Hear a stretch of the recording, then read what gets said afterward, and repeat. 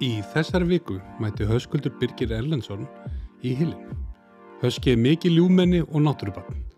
Blanda rennur í bakarunum hjá okkar manni og hún því óhjákvæmilega rauður þráður í okkar spjalli. Þó ferðustu víðar, Laxá í Ásum og Víðidalsá fá heimsögn auk annar ársaga. Höski við gott lag á að segja skemmtilegar veiðisögur og nautið þessi botn að tala við kauða. Njótið. Hylurinn í boði veiðifélagsins Nóatúni 17. Doddi og Gunni standa sveittir því að stækka búðina og nú því enn lokuð sinn. Eins og í öllum stórframkvæmdum þá drógust þær aðeins á langinn og stemmt á opnun á stærri og glæsilegri búð miðjan febrúar.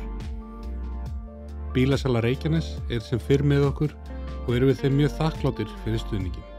Endilega fylgið þeim á Facebook þar sem þeir eru duglegir að hendin bestu bitunum. Jack & Jones og Selected búðurnar í Kringlunni og Smáralind standa með okkur og sjá til þess að við séum sæmilega til fara. Svona fyrir þessar fáu stundir sem maður ekki vöðlum.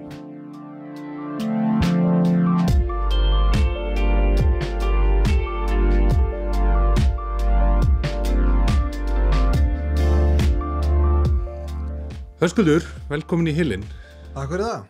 Takk fyrir að gefa þér tíma til að kíkja í dýflissuna hjá hann Birgi. Já, nákvæmlega. Stúdíó Hylsinn, svona víst að veiðifélag ennþá bara einhver ryksprengja. Já, þetta verður bara gaman. Já, hvað segir bara gott? Hvernig kemur undan sumri og þá það sem komið febrúar og svona sérstætt síðasta veiðisumar? Ég var, þegar ég fór að hugsa aftur í tíman, þá var ég bara ágætlega sáttur með síðasta sumar.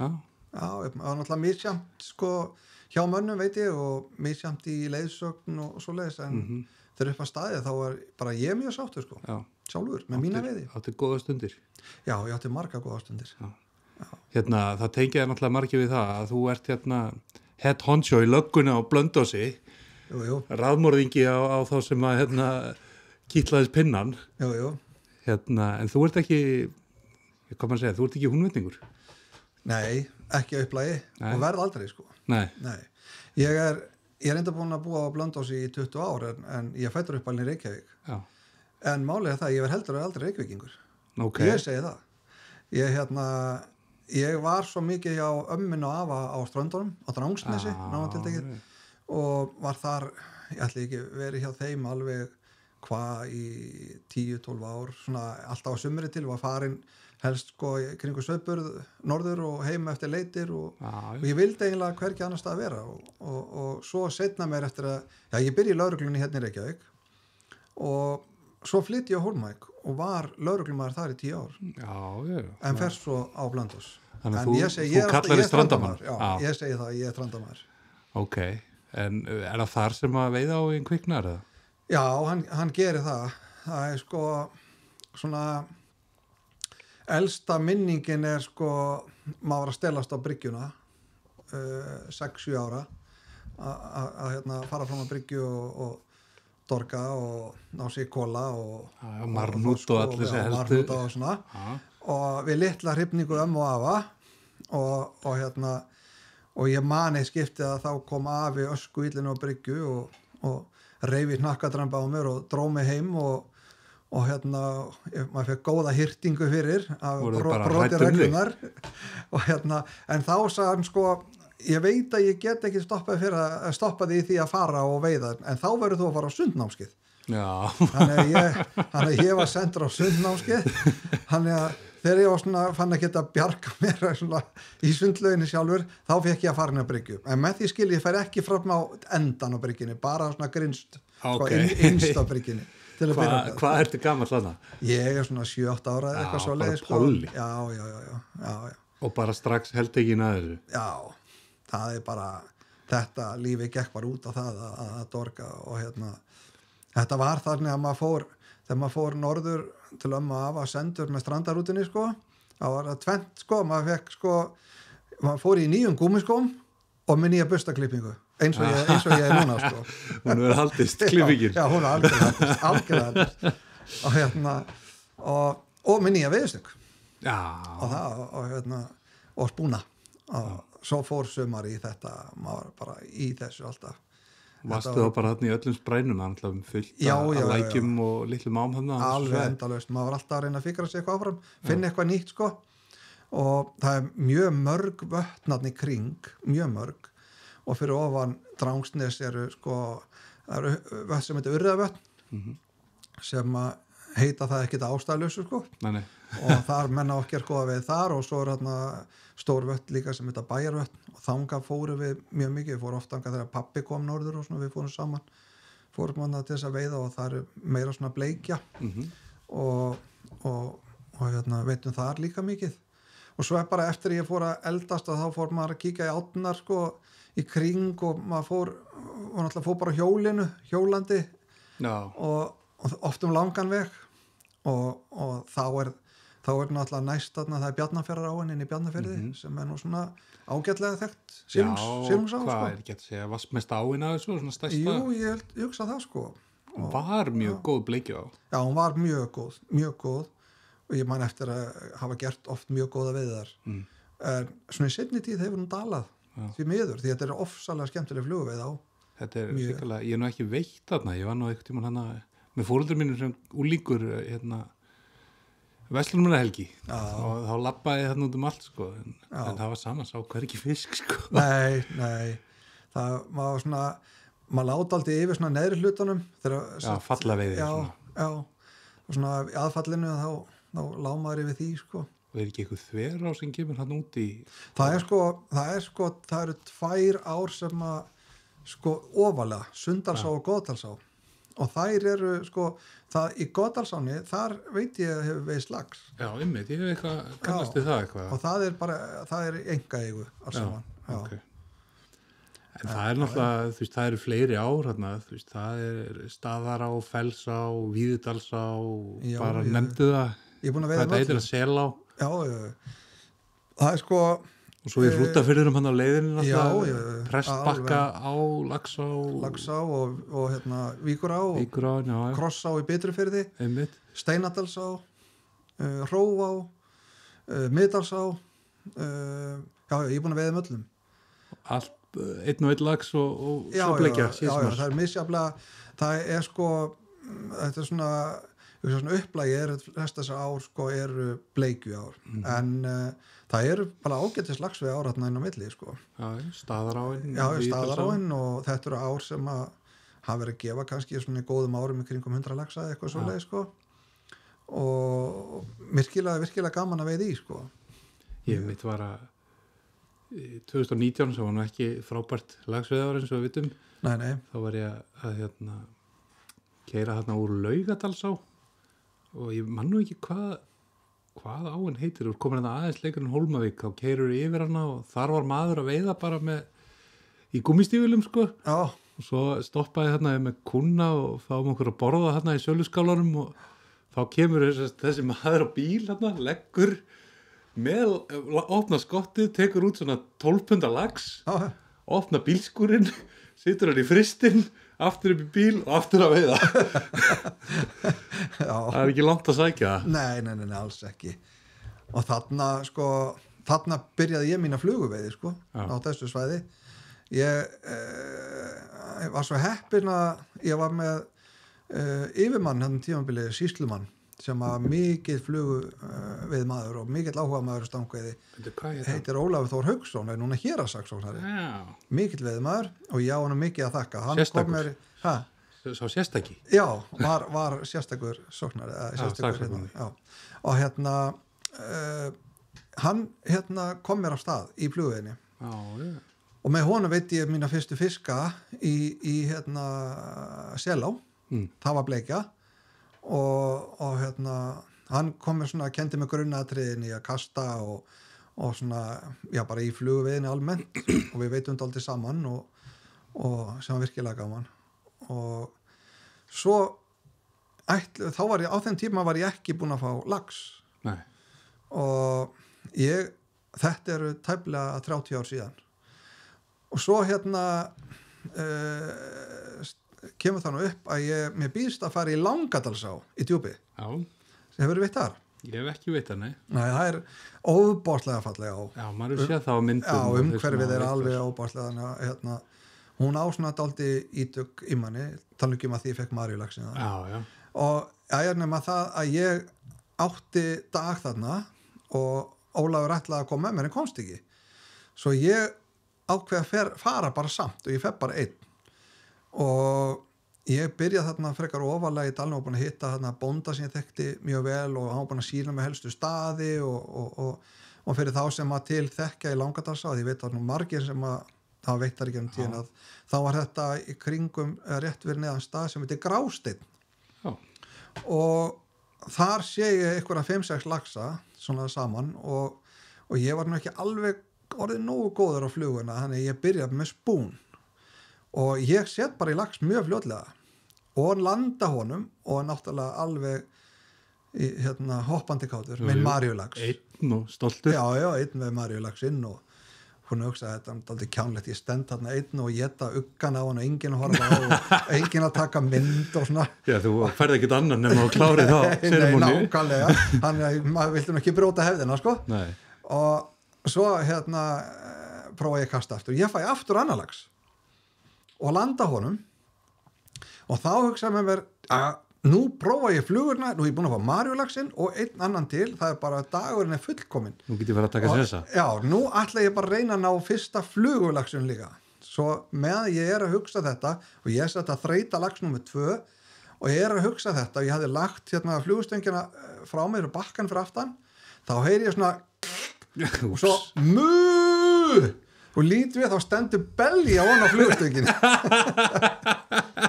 og það er frá flugustöngin alveg í tvent og það sem var sorglegast í þessu, það voru 2 beljurnar hana og þetta voru síðustu 2 beljurnar í Ísafjarðardjúpi og þá voru þær akkurat þarna og hann er von á flugustönginu þannig að fyrsti flugulaxinn, hann kom ekki þarna en ég hefði keypt þessa flugustöng félaga mínu sem var að vinna þá í þetta var dæfastöng og man ekki hvað búðin hét, geta það verið Everest. Já, þeir voru með dæfa. Þeir voru það ekki, já. Og ég kom til hans stóð nokkuð setna og fer að segja hann með svo sorgasögu að þessi fína dæfastöng sem hann hafði selt mér, hún hefði verið brotin í 2 belgi. og hann fer að hlæja og svo sagði, höskuldur, dæfastangir eiga að vera beljuproof, þannig að þú fær bara nýja. Þannig ég fekk nýja dæfa. Geggjað. Og var það þessi stöng sem að svo endarum kom þeir í fyrsta flugulaxinn? Nei, það var nú ekki reyndar en fyrsti flugulaxinn hann kom eftir ég flutti á Blönduós og hann fekk ég í Miðfjarðará og þá var hérna góði félagi minn sem var leiðsögumaður og svona yfir leiðsögumaður að staðarósmaður í Miðfjarðará á þeim tíma, það var meðan Átni var með hana og hann bauð mér að koma einhvern veginn og það var lítið að gera og svona einhverja stangilaus og hann ringið og segi, það er enginn núna fyrir ádegi og komdu bara og kíktu og hann kætaði mig í fyrsta flugulaxinn og ég hef búin að vera að reyna að rifja upp hvað svo staður heitir og ég fekk rabba til þess að segja mér í fyrra en ég maður enga megin hvað hann heitir það var upp í Vesturá og þetta var eitthvað mjög sérstætt nafn. Og hvaða fluga? Rauði Francis. En við veitum að Rauði Francis er ekki fluga. Nei, það er svona regjulíki. Já, það var Rauði Francis. En það var mjög gaman. Þetta fyrsti flugulaxinn, hann var held ég ætla ekki verið 4,5 pund. Og maríulaxinn var 3,5 pund. What? Já, ok. Hefur, þegar þú nú verið mest þarna fyrir norðan, hefur stórlaxagiðan ekkert verið að blessa þig eða? Ertu svona smálagsakall eins og sumir verða einhvern veginn aldur og efi? Ég veit ekki hvað ég geti sagt þetta ógrátandi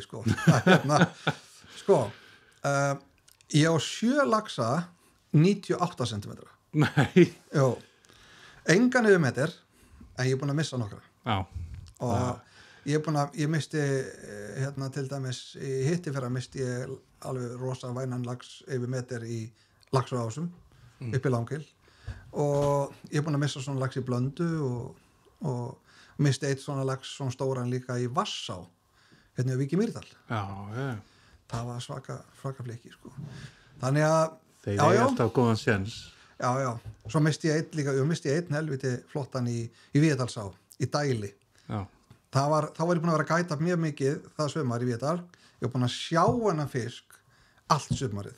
Svona head and taila, veist alveg. Og svo er ég alltaf með mitt holl í Víðdala á hverju ári. Ég enda eða svona kringum 20. september. Já. Og ég vissi á honum og ég ætlaði að hamra á hann. Hann tók í 50 flugur.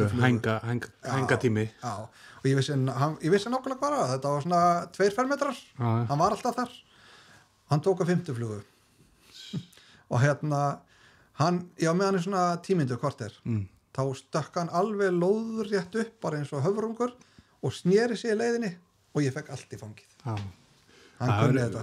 Það var margir sagt svona orð og því að með Víðdalsá það náttúrulega eru stóru laxar þarna. Svo er hún einhvern veginn þannig í allavega svona neðri parturinn að henni að þetta eru svona þægilegi staðir til að vera með stóran laxá. Það er nóg pláss og bara svona hvað maður kalla bakkahyljir og þú á eyri en þetta er ekki fallið með þér hana? Æ, ekki aldeilis ekki sko. Ég er náttúrulega búin að vera mikið í leiðsögn í Víðdalsá. Ég byrjaði í Blöndu. Byrjaði að gæta þar og Blöndu og Svartá. En þú segir sko, þú búið í 20 ára Blöndu, þú þá ekki náða að taka þátt í þessu Blöndu-ævintýri fyrir virkjun? Nei. Þú mistir á húkinu og olíutunna til að brenna gamla línur og svona á bakkanum og Já, nei. Maður er búin að heyra sögurnar. Það eru fullandi menn á Blönduósi sem maður ræðir þetta við og þeir svona ljóma. Já. Það er þeir bara, þetta var svo dýrlegu tími. Ég sé þetta sjálfur ekki fyrir mig, sko. Nei, við erum búin að bræða blý á okkur stóra þríkrækju og Já, þetta er svona stóri spúnar með þríkrækjum sko á báðum endum. Já, einmitt. Og svo stóðu þeir á breiðurni og var að kasta sko yfir breiðuna með þessar stóru þríkrækjur, mótugröfum og með kannski 50 punda gitni eða eitthvað álíka sko og þú slítur það ekki sko. Nei. Og svo setti annar fast í gjamni. Þá var kallað yfir, hei, getur þú hjálpað mér? Og þá var kastað yfir og reynt að veiða línuna fyrir inn og draga hana tilbaka til að losa hana, sko. Alveg aðgerðna. Alls konar tilfæringar. En þeir segja að þetta var skemmtilegasta veiði sem ætlar að fara í og náður að setja í 20 pundar á sporðin, sko. Þeir eru oft heldur svona, komur að segja, sprækir þegar það eru peysuteknir. Já, ég hef búin að sjá marga stóralaxa taka bara, þú veist, á flugu á breiðurni, á brotinu. Og þegar þeir taka að þá er ekki takt að gera að setja bremsun í botn og vona að þeir fara ekki niður. Því að ef þeir fara niður þá ferði ekkert eftir þeim. Nei, þetta er bara búið. Já, þú verður bara að reyna hægt og bítandi að mjalla þá upp. Það geta allir ímyndað sér sem allir sem hafa geitt í gegnum Blönduós að eiga við lax í þessum flúðum hann fyrir neðan, það er dauðadæmt. Já, það er það sko. Og Blöndulaxinn er svo sterkur. Genatíst, mjög sterkur. Það er að glíma við þetta jökulvatn allir sinna ævi. Já, og miklu meira vatnildur en að við sjáum í dag. Sko. Já. En svo hefur nú alltaf verið einhverja sögur, sko, þegar þú ert nú lagan að vörður að það hefur nú kannski einhverjir sjáu svo eftir þessum dýrða tíma að þeir séu svona konum með ífæruna stundum í laxastegan svona í nætuþeli. Já. Það hefur gert sko. Já. Og við hefur verið að góma menn við það? Það hefur komið fyrir, já, ég get ekki neitað því. Það hefur gert sko. Og það er svona sem betur fyrir ekki oft en það hefur gerst. Já, og er svona kannski liðið undir lok í dag. Já. En það voru reynda sko, það voru ekki svona eldri menn, ekki gamlir húkarar sko. Nei, þetta var bara ungir menn að stela sko. Já, bara einhver bernskubrygg. Já. Og einmitt það var oft svona maður heyrti að menn áttu veiðileyfi eða eitthvað, það var á þessum tíma það var kannski hent gömlu reiðhjólun í stegan og bungaði fiskurinn fyrir neðan Já, það er nú ekkert langt síðan sko, manna núna þegar fyrst þú nefnir þetta ég var fyrir þá sem að ekki þekka til að lögreglustöðin er við bara á Blönduósi alveg brúna og ég var einhvern tímann að koma út á stöðin og sé mann á bakkanum hinum en að veiða. Ég var bara, þetta er ekki alveg að ganga upp. Maður sér eiginlega sko aldrei nokkuð til að menn að veiða þarna sem er að veiða í Blöndu. Svo ég er allt yfir og fyrir spjallavar, þá var þetta skoti. Já. Og hann bara, ég held að þetta væri nú bara, þetta er bara svo litað og svona, ég held að mætti nú bara hver sem er veiða þarna, segir hann. Ég segi, nei, og ég segi, þetta kostar nú dálítið mikla peninga að veiða hér og svona, við förum að ræða þetta og þá kemur nú upp úr dúrnum að þá var hann lögreglumaður frá hérna Glasgow og ég segi við hann að þetta gangi ekki en að því við svona kollegar hvort ég ætti ekki að reyna að finna fyrir hann einhverstað veiði og enda með ekki að redda fyrir hann veiði og hann hérna í skuttlaðunum bara þangað og hann var alsæll og hérna daginn eftir koma með viskíflösku handa mér takka fyrir alla hjálpina að redda sér Glæsilegt. og hérna koma með eitthvað í veiði þar sem hann átti veiða sko. Já. Hann er kannski ekki heldur verið líklegur þarna. Nei, ekki þarna alveg ekki. Nei. En já, hérna út af því að þú varst að svona áðurinni truflaði þig í að þú að byrja að gæta í Blöndu. Hvenær er það svona? Það er svona fljótlega fluttur þarna? Já, svona 2003 eitthvað svo leis myndi alltaf, 2003-2004 eitthvað álega þá svona eins og oft er bara svona lífið tilvíðnum á sko þá hérna var ég plataður í þetta og svona leist nú ekkert á til að byrja með jú, þú búin að vera að veiða hérna og eitthvað svona þetta er ekkert mál og þannig að maður byrjaði því og var svona mest á svæði 1 til að byrja með og svo fór ég að vera mikið upp frá líka.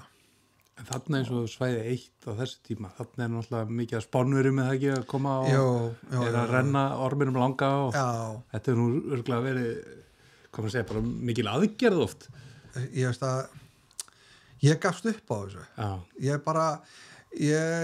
Sko þetta var gaman til að byrja með og svo bara, þetta var eins og vera bara í akkorði. Bara svolítið hásetadjók. Já, þetta er eiginlega dálítið þannig. Já. Ég var ekki að fíla þetta og svo fyrir utan það og það er þekkja þetta allir sem hafa verið í þessu að bara strax og þú byrjar í þessu þá eyðileggjast gómarnir á höndunum þú ert endalaust að rífa úr fyrir menn þessi fínu tennur á laxinu þeir rífa hendurnar að þeir alveg og svo verður að beita og hérna má búin að reyna allt teipa á sig fingurgómana og ég með þess að fekk að lána svona hanska eins og slátrar að nota svona stálhanska þetta var ekkert að virka svo var endalaust að bera á sig svona sílikon og svona ekki sílikon vaselín til þess að reyna að hlífa og ég fekk alveg nóg náttúrulega slímið á orminum er þannig að maður þotnar allir upp og það verður að springa bara akkurat þannig ég fekk alveg nóg að þessu og þú finnur þið betur svona á efri svæðum á svona breiðum og í flugveginn mér finnst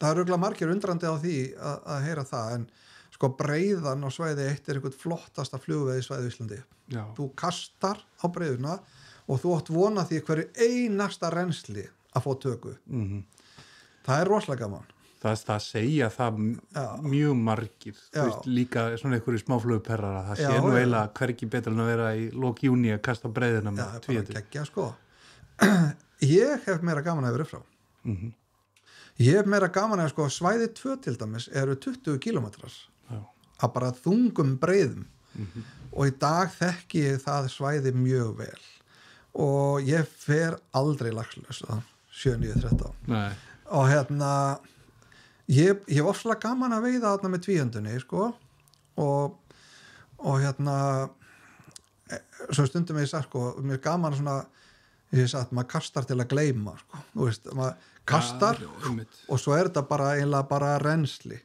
þetta er bara deadrift og þetta er alltaf þannig sko og svo búm og hérna það er svona svipað sko ekki það þú getur alveg fengið fiska á þarna yfirborðsveiði líka ég fengið á hins og mér er rosalega gaman að veiða Sönrey og svo er svæðið 3 þá ertu komin meira rensli þá ertu komin í svona flúðir og svoleiðis það er líka gaman að veiða þar en það er öðru vísi samt Nú þú veist, ég nú ekki veitt mikið í Blöndu en svona eitthvað aðeins.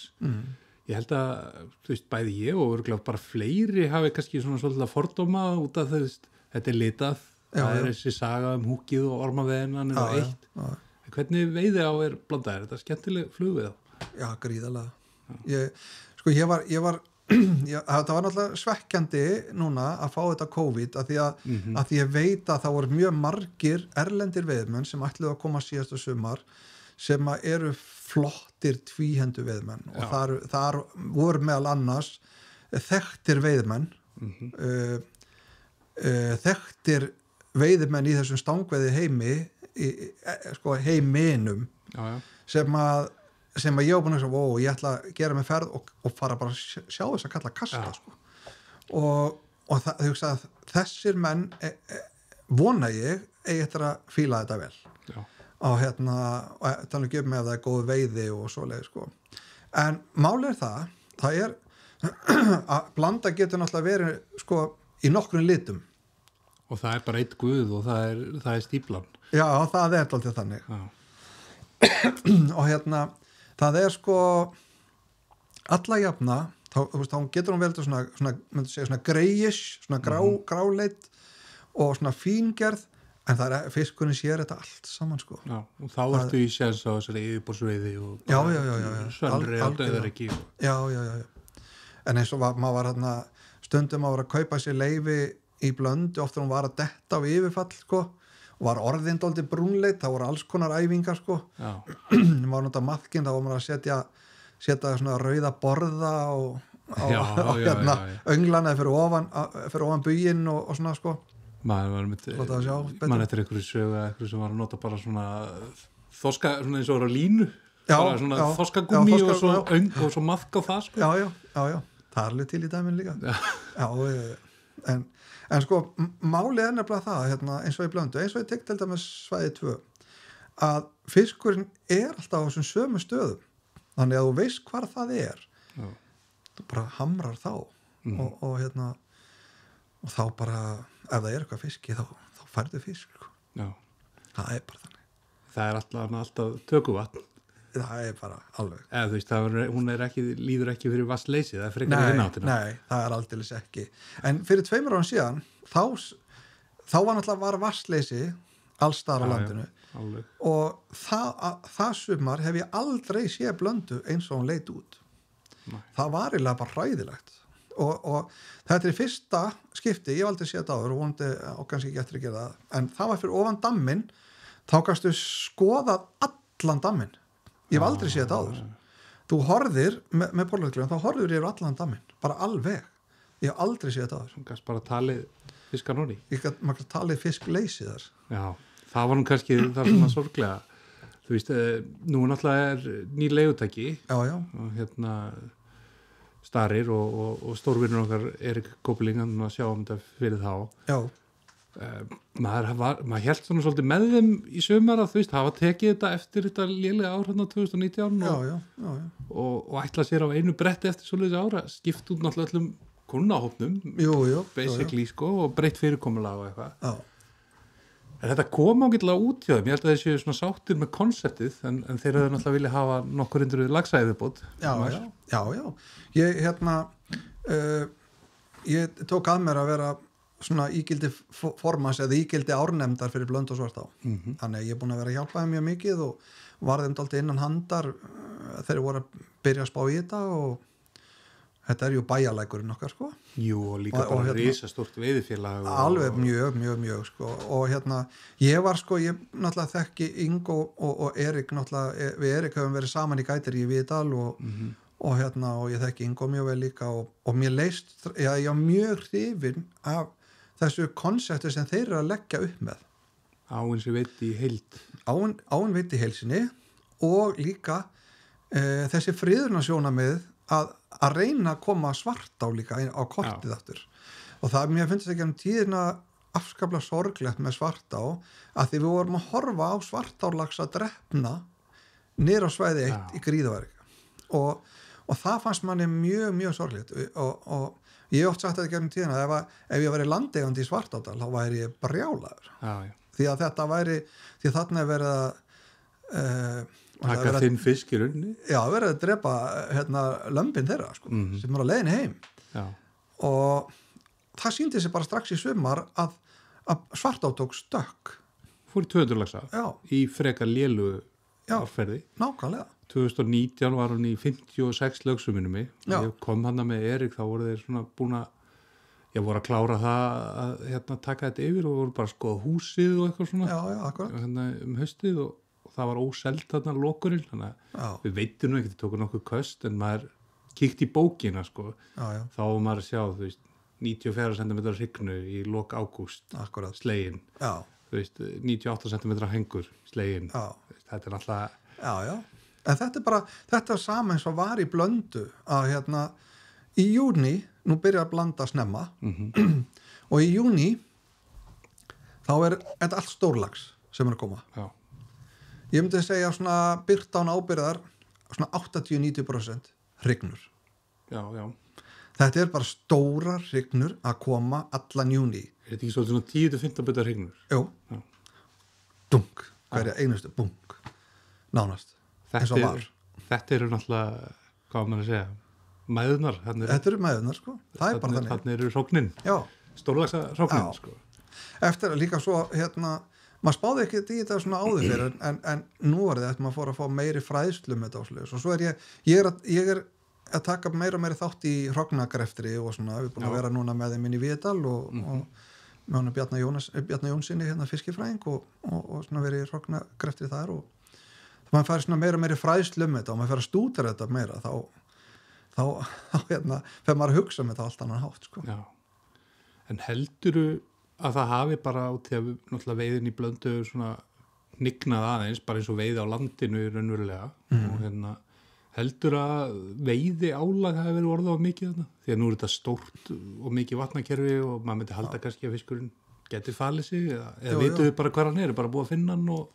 Já, sko, ég er alveg viss um það að blanda fóstrar sín afkvæmi mjög vel, segi ég. Og ég held að við munum ekki þurfa að hafa mikla áhyggjur af því. Nei. En hins vegar held ég að blanda sé bara sama saga með Blöndu eins og allar aðra ár ef að staðan er slæm almennt eitthvað starf annars þar eins og í hafinu eða eitthvað svoleiðis að þá situr hún bara við sama borð, sko. Já, og náttúrulega kannski einhverju leiti eins og í damminum og breiðinni þegar þetta er náttúrulega hindrun. Fiskinum, hann stoppar hann og þarf að manna sig upp í að fara í stigan eða reyna að fara hjáleiðina, að þá er hann svolítið fastur og þegar mennum voru með maðkinn og 12 laxa kvóta þá náttúrulega var kannski, svolítið gengið á þetta náttúrulega. Já, það var þannig, sko. Já. En blanda er náttúrulega stórlaxa á og ég hef séð mjög stóra fiskaða, sko. Eins sem er Svartána. Svartá er þekkt fyrir að vera stórlaxa á. Ótrúlega fallegi laxar það. Já. Þú nefndir það að þú að séð í júni, júli að það væri verið að drepa svartalaxin. Þekkir hann alveg í sundur? Já, við gerum það ekki kannski alltaf, en svona oft þá þekkti maður það út, sko. Svartálaxin svona segjum bara Blöndulaxin er svona sterakökull, sko. Já. Hann er svona þreknari og svona stærri styrtla meðan svartalaxin er rennilegri. Já. Það er dálítið munurinn þar á, sko.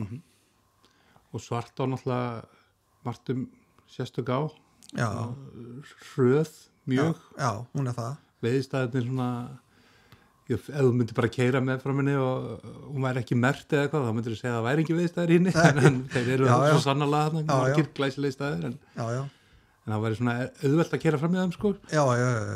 Það eru þarna staðir sem að maður svona, ég tek alveg undir þetta. Það er til dæmis eitt staður Brattalíðastrengur til dæmis sem er alveg gríðarlega hraður strengur. Já. Þar hef ég gert stundum alveg svakalega skemmtilegt mót á litla Sönreyja og svo leið, sko.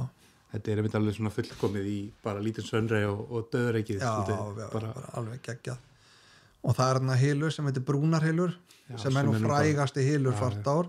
Hann er svo frægur, hann fekk sér sérstaka hlið. Þannig að opna hlá er bara hliðið, það er bara frontinu merkt, sko, út skrafið, brúnar hylur með mynd af stökkandi laxi á. En það verður að segja mjög glæsilegu viðstæður. Já, og það eru alltaf stórlaxar. Já, alltaf. Ég held að það veist 98 cm í sumar. Já, passar. Svo maður fara að telja það hvort, þeir allavega að telja sér vita að þetta sé ekki samfiskurinn. Já. Út frá myndum og eitthvað svona. Einmitt. Já. en ég sé mynd af til dæmis urriða sem var tekin það sem var held ég 10 eða 12 pund Wow. í Brúnarhill sko Geggjað. staðbundin urriði. Ég var hérna með mitt í leiðsögn í ágúst og mitt í þessum stað Brúnarhill og þá kom hann alveg silfurslegin, greinlega alveg nýgengi fiskur hvað eftir annað upp í Sönrein en svona eins og oft með þessa þá já. var maður ekki blessaður að því kom aldrei við hana Nei. En ógeðslega spennandi að vita að þeim og maður að kasta stóra fiska Já. Það er sko já, ég var eins og með hjón hana í það heitir Bakkahylur ofalega í dalnum og indalis hjón algjörlega nýbyrjuð í stangveiði voru eins og klift út úr tískublaði og alveg eins klætt og með orfistangir gullslegin hjól Ég man eftir battingkill hérna gulliti það var alveg svakalega flott maður á svægi og og maðurinn setur í laxana sem var 20 plus í Bakkahýli pínu lítill staður hann svona 4 metrar eitthvað svolítið, bara hóla og þar lágu svona 5-6 laxar sem allir hringu 20 og hann kom og tók Sönrei hjá honum það er bara að setja í lax á þessum stað er bara gríðarlega erfitt sko, eða kannski ekki að setja hann heldur að ná að landa gríðarlega það er ekkert pláss í hillum til að berjast í fiski nei, svo bara fer þetta upp og niður og þú hleypur þetta er alveg og bara mikið mál fyrir vana við menn hvað þá óveð og náttúrulega þannig á að það er alltaf nú súrefni og já þetta er svona eina af þeim sem að verður gaman að fylgjast með og hvað veið að sleppa á þessu flugveið og taka maðkir mun gera fyrir hana algjörlega, gríðarlega spennandi mjög en þú hefur líka verið mikið í ásvonum að gæta já hvernig nú er sko ásætni með þetta þú veist þess að sögum að vera dýrasta laxveiði á í heimi og bara er Klafton og einhverjir arabíski fustar og eitthvað hvernig er það sem veiði á ef við svona horfum framhjá því hvað kostar og svona þegar nú tölurnar oft sérstaklega í gamla dag þú veist 2000 laxar og 2 stangir eða eitthvað þetta er bara í sérflokki en hvernig er að veiða á svona ég man að Bubbi Mortens var í einhverju vídeo að segja þetta væri eins og unga barn hann myndi ekki borga 500 kall til að veiða þetta Bubbi sagði eins og við mig sjálfur drullupollur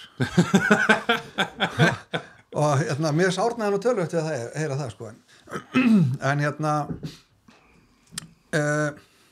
laxaásum er æðislega hún lætur lítið yfir sér þú keyrir yfir hana á þjóðvegabrúnni sko en sko ég hef aldrei ég hef búin að veiða ég hef ekki búin að veiða allstar en ég hef búin að veiða víða og ég hef hvergi kynst smálaxi sem er eins sterkur þarna og ég gekk svo langt að ég vildi meina það að þetta væri bara eins og bara sér stofn sko.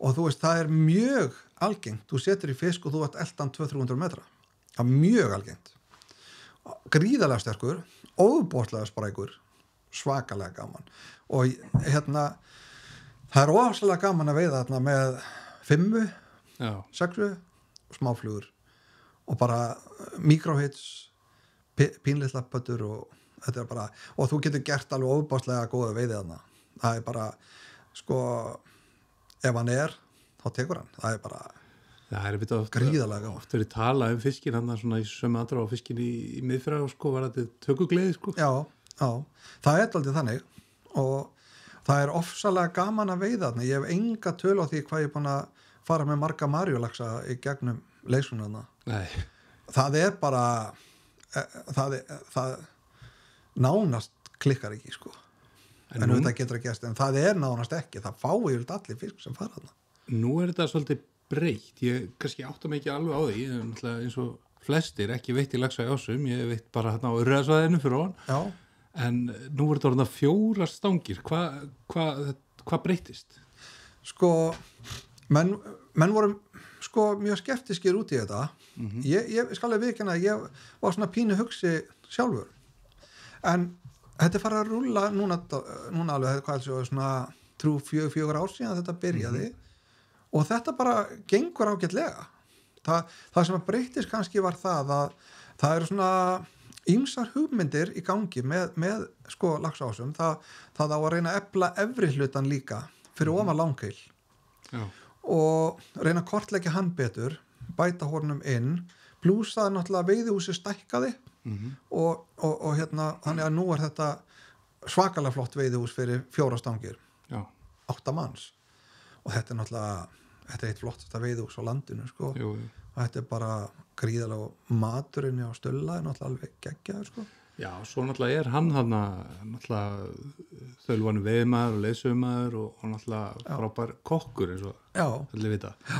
Þannig að þetta er svolítið svona heimilislegt, hann er bara svona hóst þarna í rauninni. Hann er svona allt í öllu, að vísu eru þarna kokkar líka að elda svona yfir sumari líka með og hérna og Stulli er svona tekur móti fólki að líka í leiðsögn og svona og þetta er bara meira áttar og ég er farin að verða meira og meira bara í leiðsögn þar. Það er reyndar að minnka mikið með leiðsögnin en ég er svona orðin meira þar. Þetta er svo þægilegt fyrir mig sko. Við erum 2 sem erum að gæta að búum að Blönduósi. Þú fer bara heim á kvöldin. Fer heim í hliðinu sko. Já. Og fer bara heim á kvöldin og sef heima. Þetta er engin útgerð. Þetta er ekki svo fara í svo fyrir maður sjálfan að vera að gista hér og þar og ekki, kom ekki heim allt sumarið sko. Þetta er nefnilega ekki þannig sko. Þetta er voða þægilegt sko. Og þarna ég er búin að fyrsta gætir ég með þetta var 2005. Já. Ég voru að fletta aftur fann svona gamla ljósmyndir og fór að skoða, fann að og það var eins þarna voru 2 gamli félagar mínir sem voru að gæta strákur sem var hérna í fyririnu sem að hjálpaði mér í fyrsta flugulagsin, hann var þarna líka dálítið, þá var Átni ennþá með ásana og svo á ég góðan félaga, Einar Páll hérna Palli Veiðhús sem ég kallaður og Palli Bendir og við erum gamlir og góði félagar og hann var oft í leiðsögn og hann stundum skaut mér að svona að fá að prófa og hérna svo kom að því að það var hringt í mann og hérna það var Átni eða ég maður Átni eða Vala eða Jón sem að var yfir leiðsögumönnunum hjá Laxá. Heyrðu það skuldu, þú ert nú búin að vera alltaf í ásónum. Ekki gætir hjálpa þeim strákum sem er að koma á svona. Þetta er ekki beint gætir í sko en svona kannski smá hjálpa þeim. Já. Og þannig fór þetta að byrja þetta náttúrulega og fór að staði eins og hjá flestum. Það bara að koma tánni inn fyrir sko. Já. Takk eitthvað skríti gigg kannski eða eitthvað. Nákvæmlega. Það er alltaf þægilegt fyrir þá að hafa þið þarna á svæðinu, þú veist, þetta er ekki eins og kalla eitthvað til úr bænum eða þarf að sína einhverjum hálfan dag eða eitthvað. Það er akkurat þannig og það er náttúrulega bara mjög fínt sko. Í dag er ég búin að vera þarna, það er eitt hólf sem í Ásónu sem ég er búin að vera með í 10 ár. Já. Sem er hérna, mér þykir ofslega vænt að vera í og vill vera eins lengi þess að þau eru að veiða og ég fæ að vera með þeim og þá vil ég að það er ofslega gaman sko. Já, það er alltaf sérstök stemming með þessu hólf sem bara búin að vera með lengi og Já. Það er svona valla maður sé í vinnunni maður bara með vinnun sínum sko. Já, það er alltaf þannig, það er virkilega gaman og hérna en það er svona, en náttúrulega gegnum tíðan er náttúrulega ímislegt búið að gera, ég ekki sagt hann eina góða sögu þarna Endilega. Ásónum og hérna það er svona 10-12 ár síðan eitthvað svoleiðis það er nú hérna gamall vinur okkar kallaður Kitti Gunn, hefur þið talað hann? Já, hérna hann var leiðsögumar í Blöndu og víða fyrir Átna Laxá. Hann er látinn, blessuð sé minning hans og góði vinur okkar og hérna hann ringir í mig og segir, sko, ég er hérna með 3 kalla sem er að veiða í Blöndu og svona þeir mega veiða í Ásónum í fyrramáli, morgunvaktina. Ert þú nokkuð til í að koma og hjálpa mér? Ég segi ekkert mál. Og hann segi, heyrðu, hittu mig bara þarna við Krókhill, það er það sem veiðihúsið er núna. Já. Það var náttúrulega ekki komið. Og við gistum nefnilega upp í Langadal og við hittum þið bara þarna við Krókhill. Ég segi, já, ég hef bara komið klokkan 7. Svo hérna kem ég klokkan 7, engin mættur og ég bíð og engin kemur. Svo ég legg nú bara sætið og steinsofna og vakna við að þeir koma klukkan 10 og þá voru 2 tveir rússar og einn Breti og Kitty segir við mig, heyrðu bendir á annan rússan og segir, heyrðu ég skal bara sjá þennan, hann aðal kallinn, hann aldrei erfiður, ég skal bara sjá hann, þú tekur hérna 2. Ekkert mál, segi ég, og við förum upp yfir, þú niður svo við keyrum hann eitthvað niður yfir og svona, þetta var svona eitthvað voða skrítin stemning allan tíma, sko. Hinn maður sem ég var með, hann var Breti og við förum hann niður og þá segir Breti við mig, heyrðu sko, ég vil ekki að við fáum fisk fyrir en hann búinn að fá fisk, aðalmaðurinn. Nú, þetta var skrítið og það bara þannig, við viljum ekki vera undan honum, sko. Svo ég fer náttúrulega bara með á staðar sem var alveg borin vonar fengi fisk og ætlaði bara að sjá hvernig ég gengi að kasta og svona. Já, svona aðeins að mæla það út. Já, og Bretinn var enda skrambi góður, sko. Og en rússneski strákurinn, hann var algjör byrjandi og hann var aðstofamaður aðalmannsins.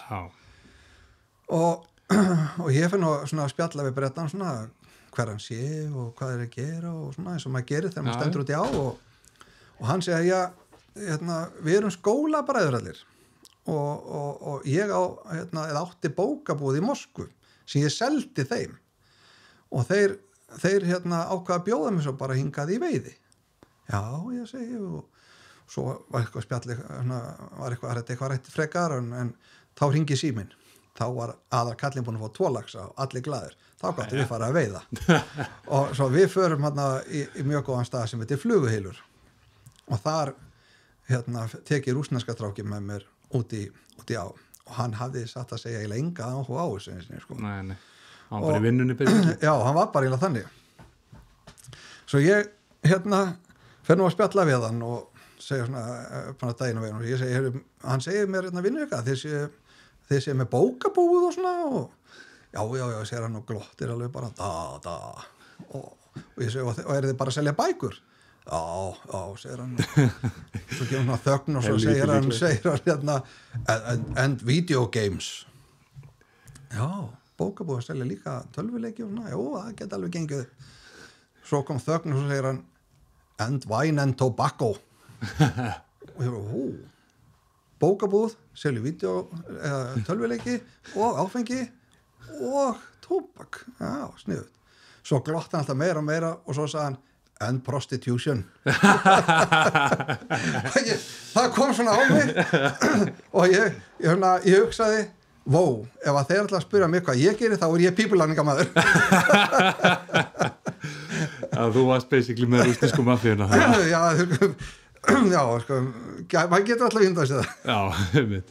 Það var svona bækurnar voru bara eitthvað svona, eitthvað minna. Já, maður gæti svona, maður gæti alltaf ímyndað sér að þetta væri ekki alveg kannski eftir bókinni. Við getum horfað þannig. Það er alltaf einhver katalóg hérna í boði en hvort það selji mikið að bókum, veit ekki alveg með það. Nei.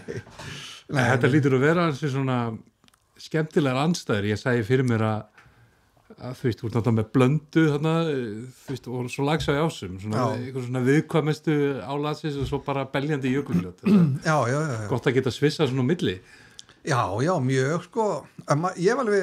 Ég alveg staðið sjálfur með að því að þurfa svona kúpla mig niður, sko. Já. Búin að vera í hætta að hugsa stórt. Og fara að hugsa lítið, sko. Sama er náttúrulega inn í Víðidal. Já. Það er, sko, með Víðidal svona, ég er búin að vera náttúrulega mjög mikið þar og mér þykir gríðarlega vænt þá á.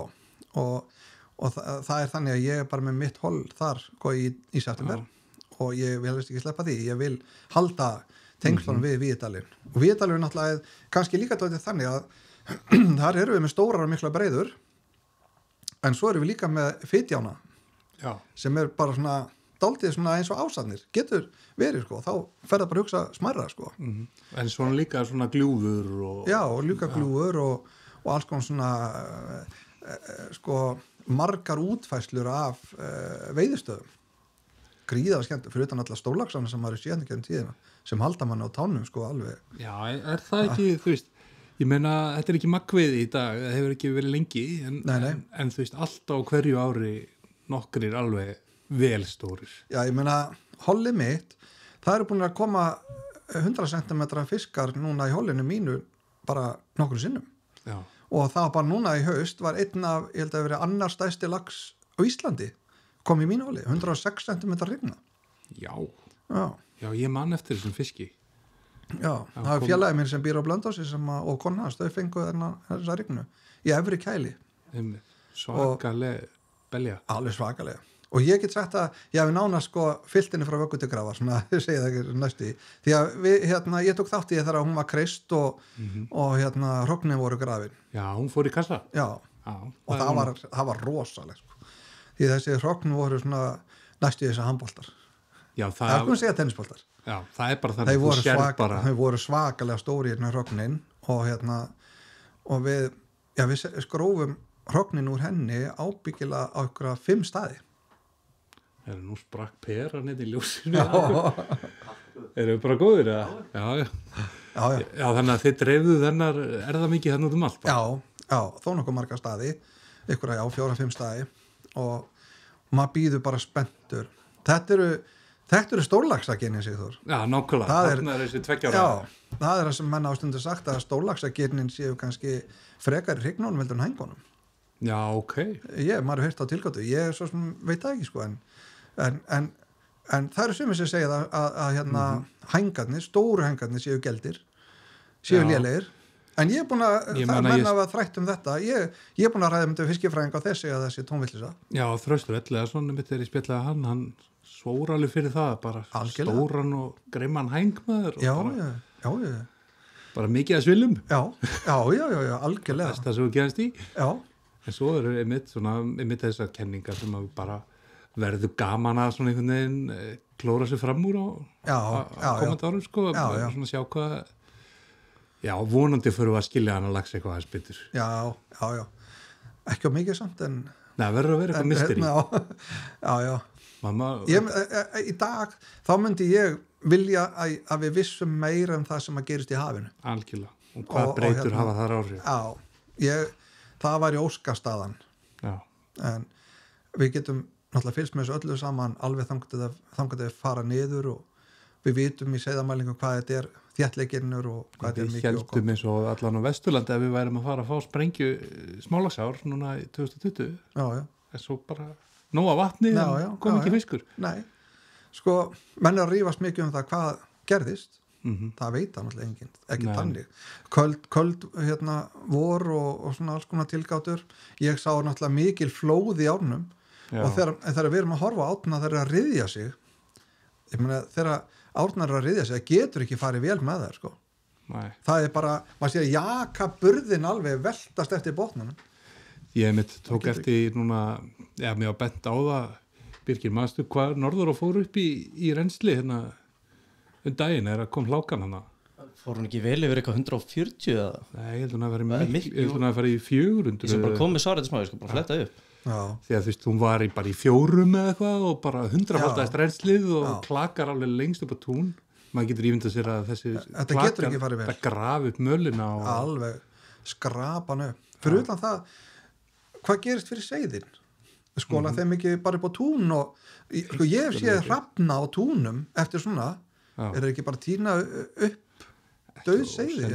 Ég meina maður sér þá sumrin allstaðar bara langt frá bakka, eitthvað poll og... Það eru seiði, sko. Ég var að þvælast þarna ofalega í Svartá í byrjun ágúst og þá var eitthvað pollur þarna veginn og áinn bara hinum einn í dalnum, sko. Þá voru þarna, það voru svo lítið vatna, ég náði að veiða þarna 2 laxaseiði með höndunum og skokka með þau í ána, sko. Svo aumur, að þau væri einmitt bundu bara enda í fuglskjafti eða bara drepast. Nákvæmlega. Ég er búin að fletta þessu inn, fór upp í 450 rúmmetra. Shit, þú sér það, sko. Hvað er hún í venjulegu vatni? Venjulegu vatni, svona mjög þægilegt að veiða hann í svona kringu 10, 10-12. Já, þú veist, það er þægilegt en... Eitthvað svona 20. Já, svona 20, aðeins yfir 20 í 8. Það var svona, þú veist, þá eru fullt að veiðstöðum inni sem var svona margi veiðstöðar inni í kringu 12. Skemmtileg. Viðdalsáin er frábæri svona 7 rúmmetrum, sko. Já, þú sér þarna fyrir hún í 400 og eitthvað rúmmetra á sólarring, sko. Já. Sérðu hvað hann var í áður en þetta byrjaði? og því það hefur náttúrulega norður á náttúrulega sérstaklega svona öflug í þessu en þú veist, maður sé líka verið eins og Þverá og Grímsá og bara allar ára á þessu svæði ljóta að hafa hún sérst fór úr 5,2 já, á einum sólarhring línuritið bara sko, ég held að það sé ekki hægt að vera meira beint upp já þetta er rosalega, þetta er bara þetta er tæplega 100% reynsli á einum degi og hrútafara á henni hinum með Holtavriðina og ég man bara þú veist hvernig hún var sko hún var alveg svakaleg sko og þetta er bara núna fyrir jól já þetta var núna þetta var 25.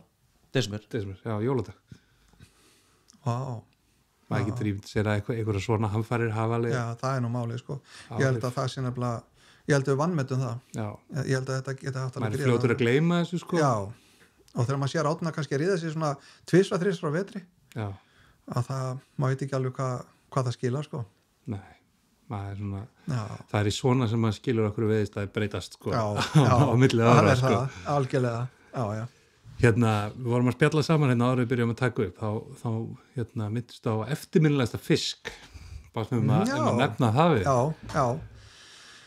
það er sko eftirminnilegasti fiskur hjá mörgum kannski stæðsti fiskurinn eða stæðsti laxinn, þú veist, eitthvað að setja sko. Það er ekki þannig á mér.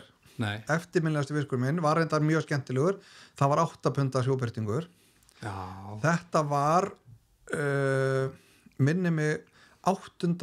október, 7. 8. október 2008 og ég var að veiða silungasvæði í Viðdal sem er ofsalega skemmtilegt silungasvæði sko. Og ég að veiða það þarna svona seint og ég búin að vera að veiða yfir daginn, fá fiska og gekk vel og hérna og það að byrja að rökkva. Svo ég hugsa með mér fara upp, það heitir ferjufljót veiðstæður, langur hylur, djúpur. Þarna er alltaf sjóbirtingur og oftan ekki stór sko. Já.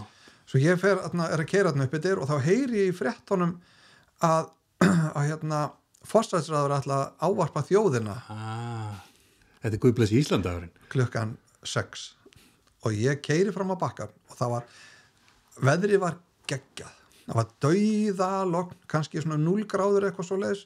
Svo ég keyri fram á bakkan, bara drepa bílnum skrúa niður, rúðurnar hækka vel í útvarpinu þannig að ég heyri vel.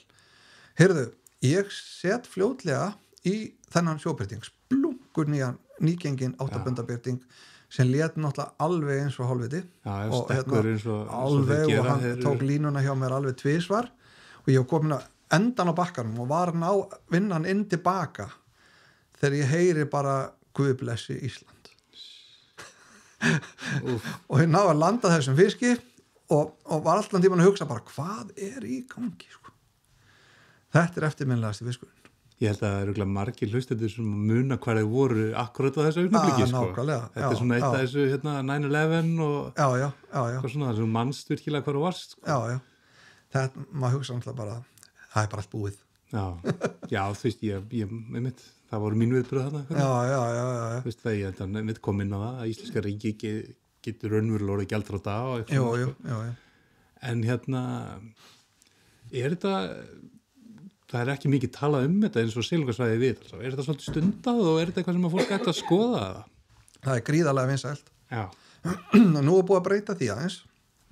Það er búið að bæta inn einhverjum laxastöðum. Já, það er búið að bæta inn efra neðri Laufásbreiðu og Fossónum og þeir bættu við einni stöng, byggðu veiðihús, sér veiðihús fyrir silungasvæði sem er æðislegt hús. Bara svona self-catering eitthvað? Já, self-catering. Var þetta 3 svæði? 3 stanga og mjög vinsælt og þetta er staðist á þannig stað að þú ert með þess að stofan er svona bara stór glerveggur eiginlega og þú ert með útsýni beint sko norður yfir hópið og þú horfir á miðnættusólina og þú sekkur niður eða sekkur ekki niður og byrja bara að fikra sig aftur upp. Já, þetta er æðislegt.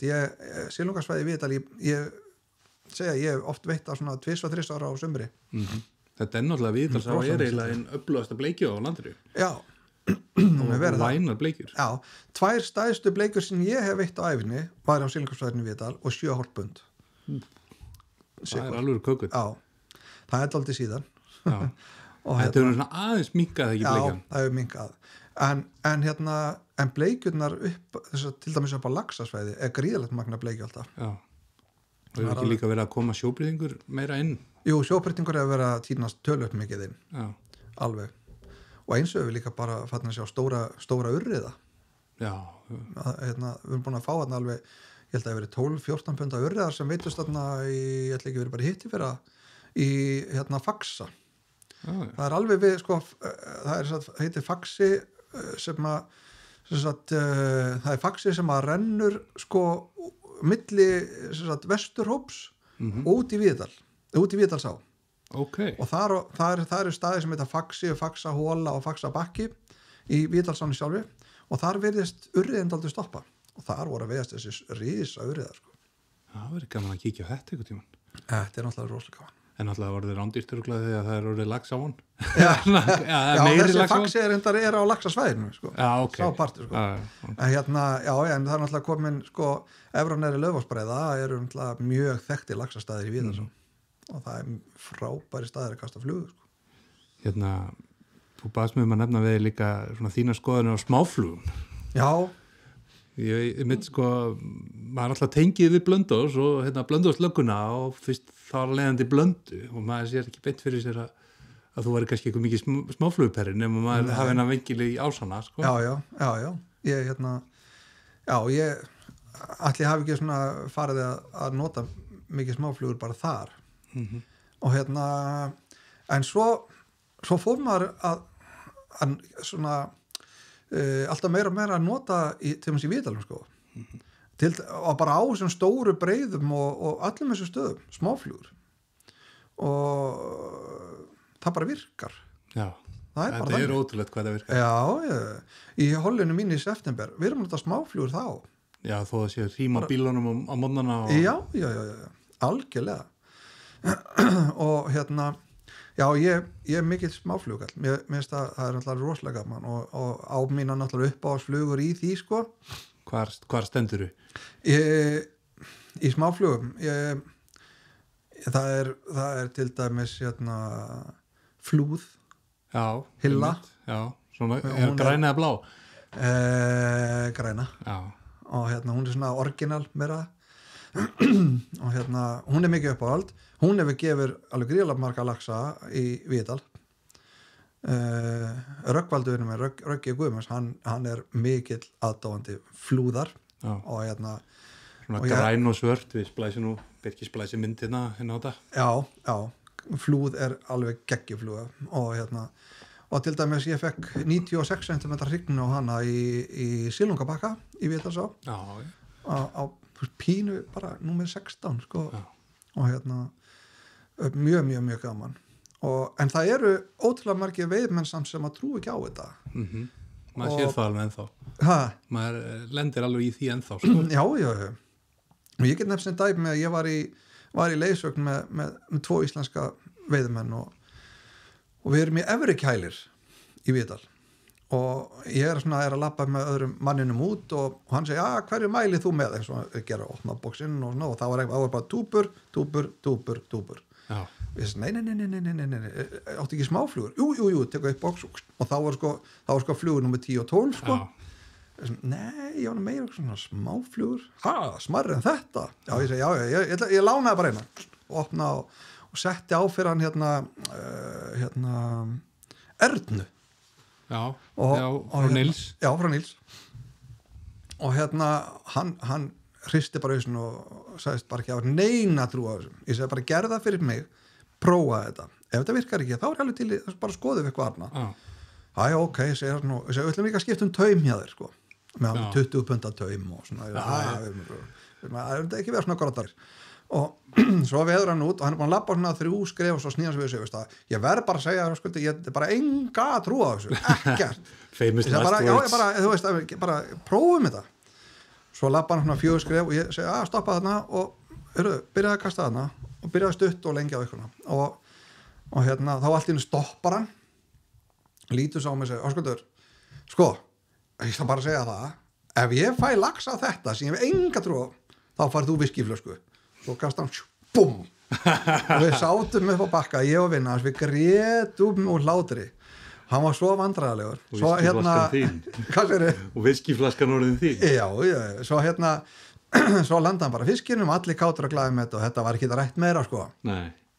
Þeir voru að fara á kveðja, kom hann með 12 ára og þú vannst fyrir þessu frábært það svona moment oft sem verður skemmtilegust í leysumörskunni þegar mann að kenna eitthvað eða miðleikur sko. já. En hvað svona nú er mikið talað þessar 3 ár sem eru þarna í kringu þig Víðidalsá, Blönduna og Ásana já. Áttu ykkur svona aðra uppáhalds hvert reikar hugurinn svona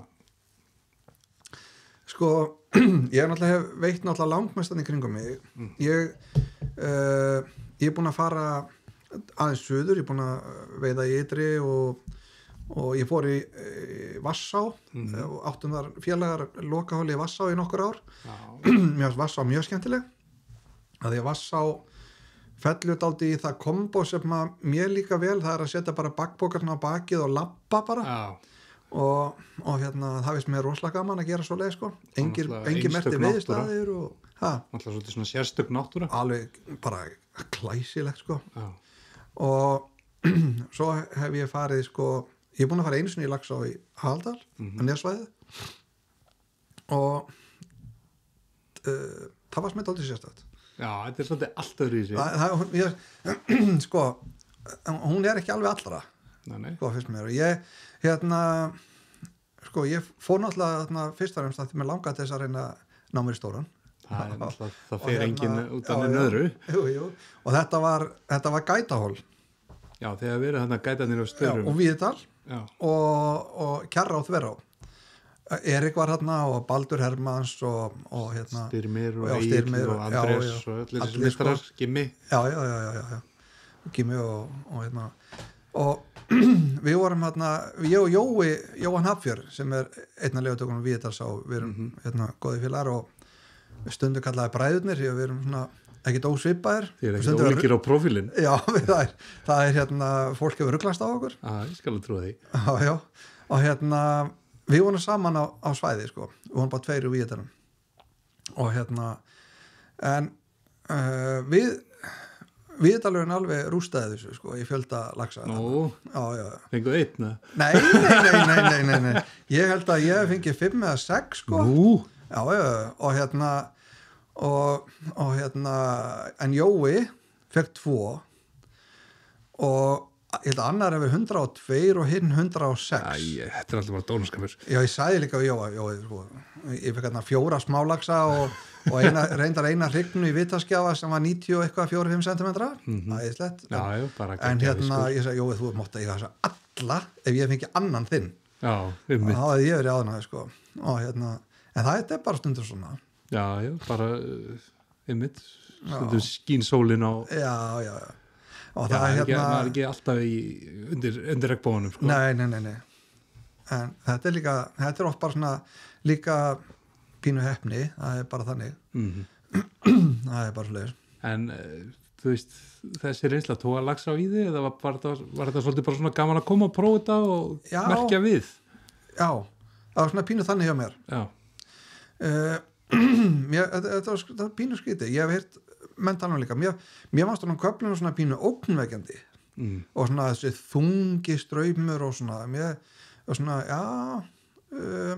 þó að ég sé valinu Blöndu og allt svo það var samt öðruvísi sko.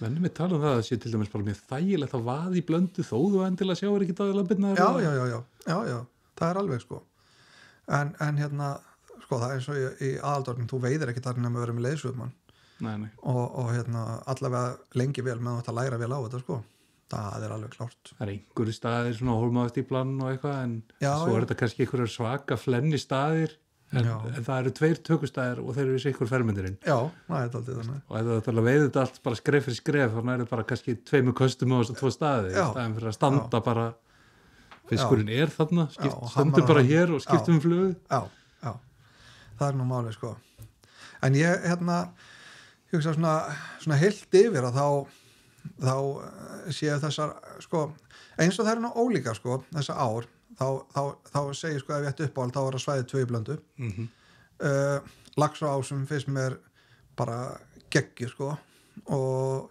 sérstaklega út af því að veiða með nettum græjum og litlum flugum. Víðidalurinn, mér þykir, hún á mig í mér hver bein, Víðidalsáin, og ég sæki alltaf aftur í hana. Og svo eins með mig fyrir hana að ég endurnýjaði kynni við hana í fyrrasumar og var ekki búin að fara í hana í 12 ár og ég fer aftur í haust. Og það er bara, ég var rosalega heppinn, veiddi vel og átti bara frábæra daga sko. Þannig að ég bara miðfjörinu rosalega magnaður sko. Þú ert einhvern veginn að vinna í fiski bara alveg út í eitt. Það er bara fiskur að stökkva, það er fiskur út að reisa fiskan eins og svo rundtökuglæður. Já, svo er hann það og við áttum bara, þetta var bara frábært og þannig að þú ert bara góður í Húnavatnssýslu bara. Já, en á ég að segja reitt. Ég var búin að setja mér markmið. Ég ætlaði að veiða í öllum ám á mínu löggæslusvæði. Já, ok. Byrja það bara við Staðaskála eða Nei, það byrjar í Víkurá. Já, það er alveg þar. Alveg bara út á langleiðum út á strandir. Já, það er bara nyrst í Rútári og ég á ekkert margar ár eftir. Ég á eftir pressbakka á naða og ég á eftir rútuna og það er svona stefnusgráni það er bara svo erfitt að komast þar að maður það er alltaf uppselt eða reistu þarna já, nákvæmlega það er bara verða að hitta á hann bara eitthvað og svo ég er búinn náttúrulega með allt þarna kringum mig sem við höfum talað Gljúfurana ég er búinn með Gljúfurana, ég á þar 6-8 cm lax í Gljúfurá til dæmis en eins og Hallá já, ég er búinn með Hallá og Laxá í Refasveit en Laxá í Skeflingsdals Laxá í Skefilstað já, þetta er eitthvað mest tungubrjótur sem maður kemst í ég horfi á hana stundum daglega því ég keyri yfir Þverárfjallið og ég á eftir að fara í hana það er búin að standa til lengi og mér hefur staðið að til boða ég er bara einhvern veginn ekki geta nýtt mér ennþá en ég verði allavega að fara þangað til þess að geta sagt að það er alveg á hreinu og svona, það er alveg stefnan en annars er ekkert mikið eftir sko. Nei, þetta ringurinn er að þrengjast þegar Já, ég veit að 2 ám á Vatnsnesinu sem ég á eftir að fara sem maður má ekki nefna Já, jú, einu til Tjarnará og það er að veiðast þar einhverjir 70-80 laxar ári eða eitthvað svona, það er ekki mikið allavega og svo er ein á sem heitir Sauðá og það held ég að sé bara, það er landeigundirnir eða jarðeigundirnir sem búa sem veiða hana bara sjálfur og það er bara eitthvað mjög lítið sem veiðist þar Þú verður að fara að vinna í þessu þetta er allt hérna á baku eira sko. Það er alveg að tæru Mætir í gallanum og segir að yfirvaldið þurfa að fara að komast í lax Nákvæmlega Er eitthvað já, bara svona svo við fyrir að taka þetta saman, eitthvað sérstætt sem þú vilt koma inn á eða? Við erum bara farið svona nokkuð víða veg Já, ég held að það sé svona þetta er svona þetta er bara gaman ég hef alltaf verið mikið í skotveiði Já, ég sé það á samfélagsmiðlunum Jú en tilfellið er að í seinni tíð að þá er stangveiðin eiginlega að taka yfir og það er bara alltaf þannig ég eins og þetta er núna hjá mig ég byrja núna ég held ég bara ef aldrei verið mikið bókar eins og í sumar núna framöndan Þú ert bara að vera veikar og veikari Já, eiginlega og mér finnst bara þegar kannski upplifa trókar mér finnst ég ég er að veiða fram í október og mér finnst bara í október þú veist, svona ég verð bara dapur þegar ég hugsa með þetta er bara búið það er bara stangirnar og ganga frá græjónum og pakka stöngunum og öðluskotnir orðnir þurrir Já en ég byrja núna í apríl fer í Tungulæk Já, frábært fór þangað í fyrra líka þannig að svo gefur mér nú dálítið hlé fram á sumar Já Svona byrjar, náttúrulega blanda opna bara 5. júní Já, ég var í opnunarhollunni Blöndu fyrra með Erik, við varum saman á stöng og ég var að reyna að kenna stráknum eitthvað Já, það var náttúrulega ekki gengið neitt Nei, ekki mér Hann er svona náttúrulegur sko. Já, ég held að þeir átt sig á því sem að þekkja Erik hann er bara með þetta í puttanum einhvern veginn Það er bara þannig Hann er svonu föðusins Jú og Óskar bróður hans líka algjörði snillíkari þessu Það þarf ekki að segja þeim neitt í veiðinu bara einu sinni sko. Nei. Ég þarf að fara að setjast niður með Erik og þurfum að fara að ræða opnunahollið hvort að hann gerir áferð með því eitthvað. Já, það var náttúrulega alltaf að ræða það við hann. Það er alltaf einhver sérstök stemming að vera ykkur stærri opn. Já, það er það sko. Svo yfirleitt sé maður nú ekki innum og kviski sko. Nei. En svo er maður búin að horfa upp á það eins og eitt sumarið þegar í opnuna það komu 99 laxar í opnunaholli í Blöndu. Það er alltaf galið. Það var svaðaleg sko. Það var stórlaxa árið. 2014. Nei, 15. 15, já. Það var 5.000 laxa ári í Blöndu. Já, það er sko það er ekki 5.000, jú, ég held að Jú, sennilega, geti verið, já. Þá fór líka að koma heldur ekki yfirfall.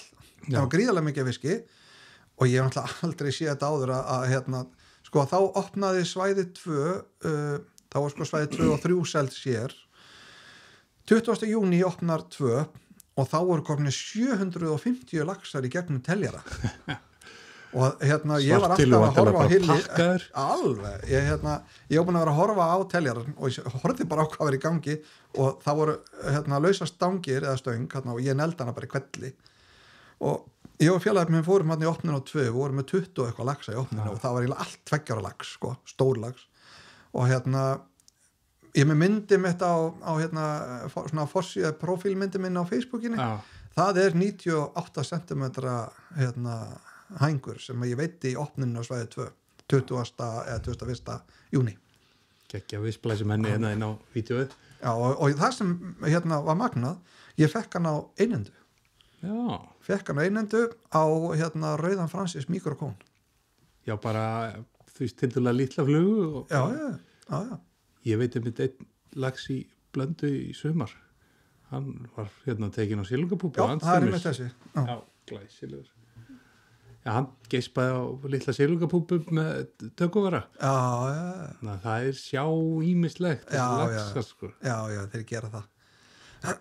Rosalega gaman, sko. Já, bara takk hérlega fyrir að koma, Höskuldur, og bara búið að gaman að spjalla við þig. Já, mín var ánægðin. Og bara strektar línur og öskrandi hjóli allt sumar hefur. Það er sko stefnan, það er alveg að tæru. Takk fyrir. Takk sömuleiðis, gaman að vera. Takk hérlega fyrir að hlusta. Mér langaði að segja ykkur frá Facebook-síðu þáttarins, Hylurinn hlaðvarp, og einnig að hvetja ykkur til að subscriba og likea þar sem þið hlustið, hvort sem það er á YouTube, Spotify eða Apple Podcast.